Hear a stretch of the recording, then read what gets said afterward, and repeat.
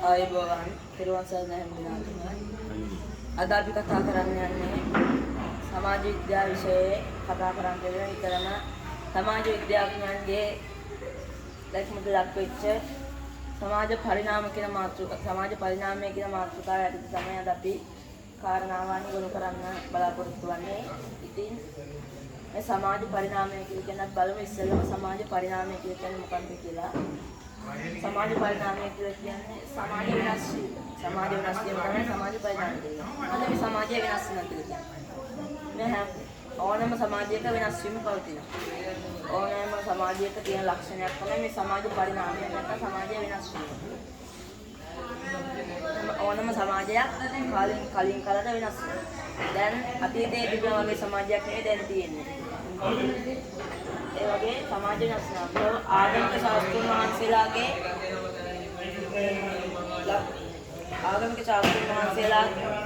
පවසලා කියන මේ සමාජ වෙනස් වීම ගැන බුදුදහමේදී හඳුන්වන්නේ අනිත්‍ය සංකල්පයෙන් තමයි සමාජ පරිණාමය කියන එක හඳුන්වන්නේ. දැන් අපි බලමු සමාජ පරිණාමය.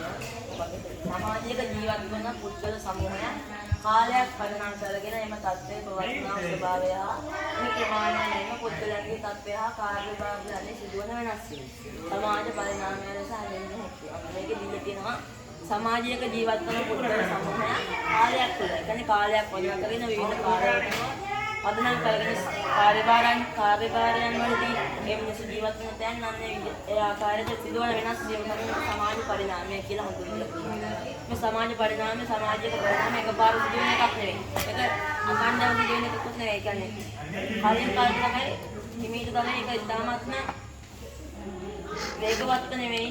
සමාජය වෙනස් වෙන්නේ හරිම හිමීට. සමාජ වෙනස් වීම වෙනස් වීම ඒ කියන්නේ සමාජ පරිණාමය ආකාර තුනකට විස්තර කරනවා. එකක් තමයි ස්වභාවික වෙනස් වීම. ස්වභාවික වෙනස් වීම කියන්නේ ස්වභාවික වෙනස් වීම යන්නේ භෞතික පරිසරයේ සිදුවන වෙනස් වීම. ස්වභාවික වෙනස් වීම කියන්නේ භෞතික පරිසරය කියන්නේ අපි කස්කොල මේ දේවල් පරිසරය ඒ වගේ සිදුවන වෙනස් වීම තමයි ස්වභාවික වෙනස් වීම. ජීව විද්‍යාත්මක වෙනස් වීම. ජීව විද්‍යාත්මක වෙනස් වීම කියන්නේ සත්වයන් හා ගහවලාගේ සිදුවන වෙනස් වීම. ස්වභාවික වෙනස් වීමයි ජීව විද්‍යාත්මක වෙනස් වීම. සත්වයන් හා ගහවලාගේ සිදුවන වෙනස් වීම. සමාජීය වෙනස් වීම. සමාජීය වෙනස් වීම දිවි කාලයක් තුළ සමාජ පරිණාමය. කියන්නේ දිවි කාලයක් තුළ තමයි මේ සමාජයක් පරිණාමයකට පත් වෙන්නේ. සමාජ පරිණාමය සමාජීය වෙනස් වීම කියලා කියන්නේ අඛණ්ඩව දිවි කාලයක් තුළ වෙනස් වෙන සමාජ පරිණාමය. දැන් බලමු මේ සමාජ පරිණාමය ගැන. බොහෝ සමාජ විද්‍යාඥයන් නිර්වචන ඉදිරිපත් කරලා තියෙනවා. ඒ අතරින් බලමු ආරම්භක අවධියේ ජීවත් වුණු සමාජ විද්‍යාඥයන් කීප දෙනෙක් හිටියා. ප්‍රංශ ජාතික යුරෝපා ජාතික මේ සමාජ විද්‍යාඥයන් බොහෝ දෙනෙක් නිර්වචන ඉදිරිපත් කරලා සමාජ විද්‍යාව ගැන බලමු. සමාජ විද්‍යාඥයන් ඔගස්ට් කොම්ට්, එමිල් ඩුර්කහයිම්, හර්බර්ට් ස්පෙන්සර්, අක්සේබර්, කාර්ල් මාක්ස් කියන මෙන්න මේ සමාජ විද්‍යාඥයන් නිර්වචන ඉදිරිපත් කරලා බලමු. ඔගස්ට් කොම්ට් කියන සමාජ විද්‍යාඥයා ඉදිරිපත් කරපු නිර්වචන ඉදිරිපත් කරපු දේවල් මොනවද සමාජ පරිණාමය කියලා බලමු. ලිබරල් චින්තනය අගය කළ ඔගස්ට් කොම්ට්ගේ ගුරුවරයාව සෙන් සිමොන්ගේ ආභාසය කවුද? මේ ඔගස්ට් කොම්ට්ගේ ගුරුවරයා තමයි සෙන් සිමොන්. මේ සෙන් සිමොන් කියන ගුරුවරයාගෙන් තමයි ඔගස්ට් කොම්ට් ඉගෙන ගන්නේ. ඔගස්ට් කොම්ට් සමාජ පරිණාමය අධ්‍යයනය කරලා පුළුල් සංකල්ප දෙකක් උපයෝගී කරගන්නේ තමයි සමාජ ස්ථිතිකත්වයයි සමාජ ප්‍රතිකල්පය. සමාජ ස්ථිතිකත්වය කියලා කියන්නේ සමාජයක පවතින ස්ථාවර ස්වභාවය. ඒ වගේම තමයි සමාජ වෙනස් වීම කියලා කියන්නේ සරල තත්ත්වයේ සිට සංකීර්ණ තත්ත්වයේ වෙනකම්ම සමාජ පරිණාමය. ප්‍රගතිය.